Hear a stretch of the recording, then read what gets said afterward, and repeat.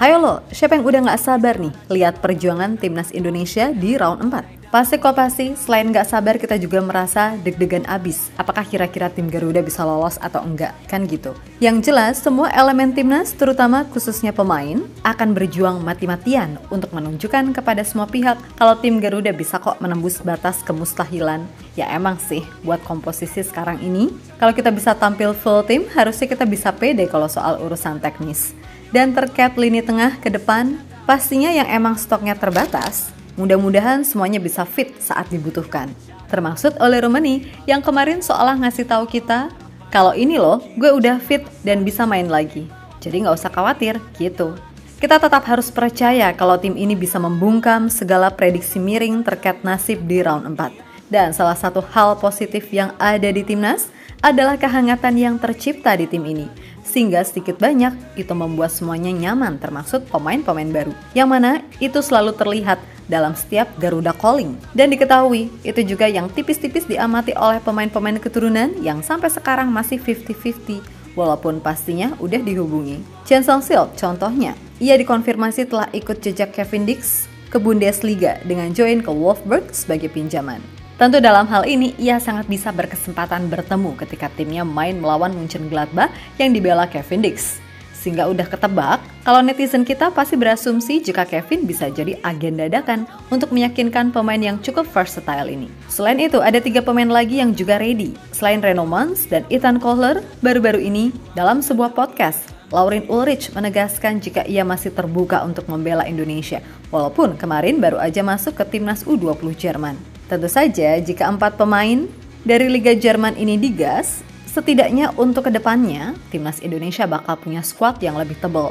Dan semisal amit-amit Indonesia harus melalui round 5, maka Mimin percaya mereka-mereka ini kemungkinan dia bakal digas untuk diproses sebagai tambahan amunisi. Mengingat keempatnya bisa dikatakan sebagai pemain yang gak cuma lihai main di satu posisi.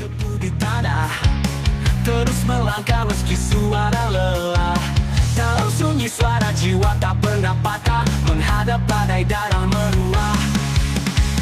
Di tengah bayang hegemoni menjerat, cahaya putih hilang arah melesat.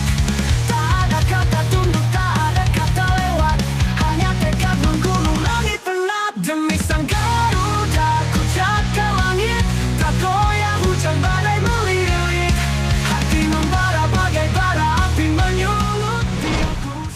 Adapun hasilnya yang jelas, kelolosan Indonesia ke round 4 memang menjadi sebuah pencapaian yang luar biasa dan bersejarah. Dan dengan skuad yang ada, wajar jika banyak publik tanah air menaruh ekspektasi tinggi, walaupun ada juga yang kesannya kelewatan batas. Yap, lolos ke babak ini gak cuma membuka jalur ke Piala Dunia jadi lebih dekat, tapi juga semakin menegaskan posisi Indonesia sebagai tim terbaik dari Asia Tenggara yang tampil di kualifikasi Piala Dunia zona Asia. Dan tim ini sejatinya harus melalui beragam banyak drama untuk bisa sampai di titik sekarang ini.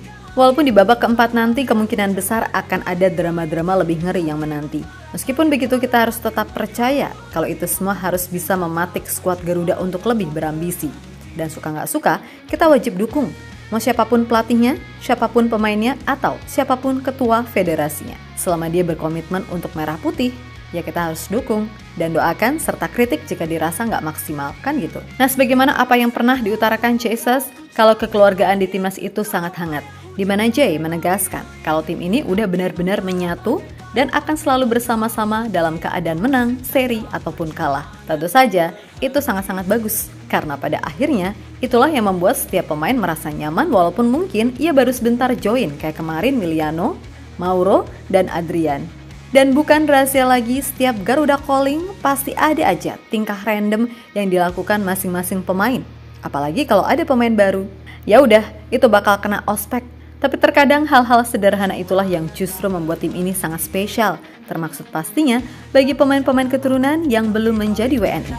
Membawa harapan yang mereka kira cuma asa, namun di bawah topeng ini ada nyala, siap penusuk malam tanpa menyerah.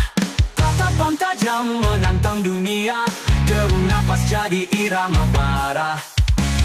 Di balik diam ada ribuan doa, berteriak untuk harapan sang Garuda. Demi sang Garuda, ku jaga langit, tak goyah hujan badai melilit.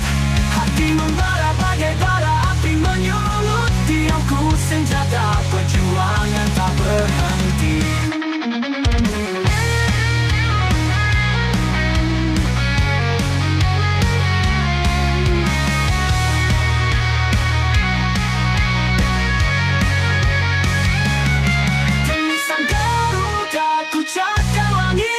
tak goyah hujan badai melilit.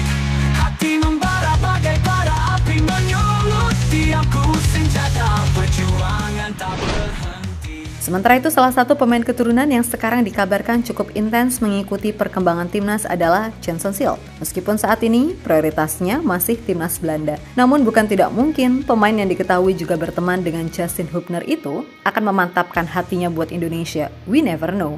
Yap, Jenson sendiri kasarannya sekarang ini lagi nyusul Kevin Dix ke Liga Jerman, di mana ia dipinjamkan Sunderland ke tim Bundesliga Wolfsburg. Tentu saja melihat hal ini, netizen langsung berasumsi jika Kevin Dix bisa nih sekalian jadi agen dadakan buat bujuk pemain yang gak cuma lihai main sebagai back center tapi juga fullback serta gelandang bertahan.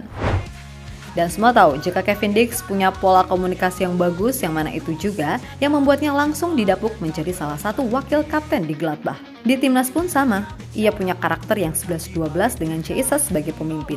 Namun bedanya, Kevin ini agak sedikit lebih random orangnya. Kayak momen berikut ini, ngapain coba dia? Kayak bapak-bapak banget gak sih randomnya?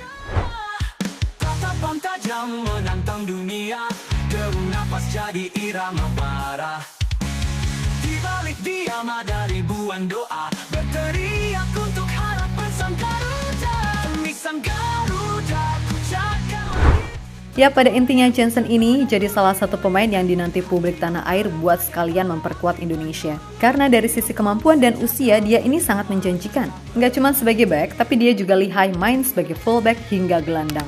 Nah, selain Jenson, ada pun pemain dari Liga Jerman lainnya yang diketahui udah dikontak PSSI adalah Ethan Kohler serta Reno Mans. Dua pemain serba bisa yang juga lihai main sebagai center back, fullback hingga gelandang. Namun dari tiga nama tadi, jelas Laurin Ulrich adalah bakat yang sebenarnya paling dibutuhkan timnas sekarang.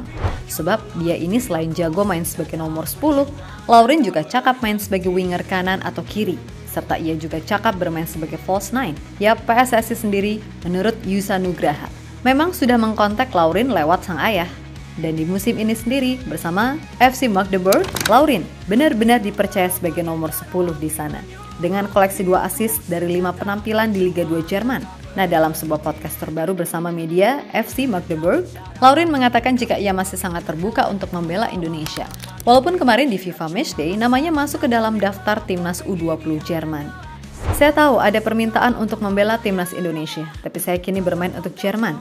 Saya menilai itu juga penting bagi saya. Namun saya tidak akan pernah bilang tidak.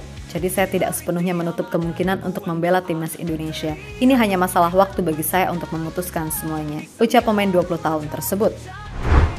Ya, berkaca dari situasi yang ada, maka ini seperti menjadi sebuah sinyal kalau PSSI harus gercep untuk meyakinkan Laurin dan 3 pemain lainnya untuk mantap 100% membela timnas Indonesia. Dan amit-amit semisal Indonesia nanti kok terpaksa harus melalui round 5 untuk kualifikasi ini, maka kehadiran mereka so pasti akan sangat-sangat membantu minimal untuk mempertebal kedalaman skuad. Mengingat kita nggak pernah tahu, pemain ini bisa aja cedera, akumulasi kartu, dan lain-lain. Walaupun pastinya kita berharap mereka selalu tersedia dan fit, kan gitu.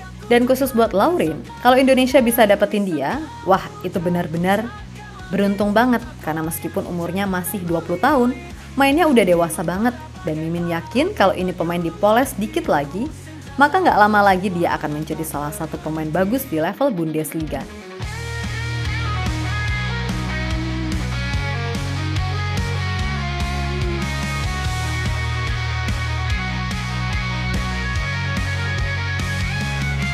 Demi sang Garuda, ku jaga langit, tak goyah hujan badai melilit. Hati membara bagai bara api menyulut. Tiapku senjata perjuangan tak berhenti.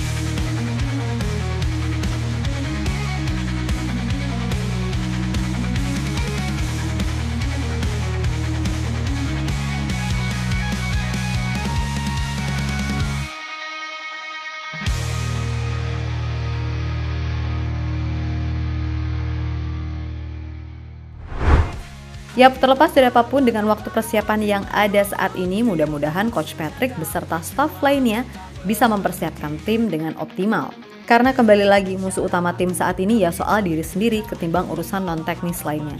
Kira-kira bisa nggak para pemain menghadapi tekanan dan ekspektasi yang besar, kan gitu.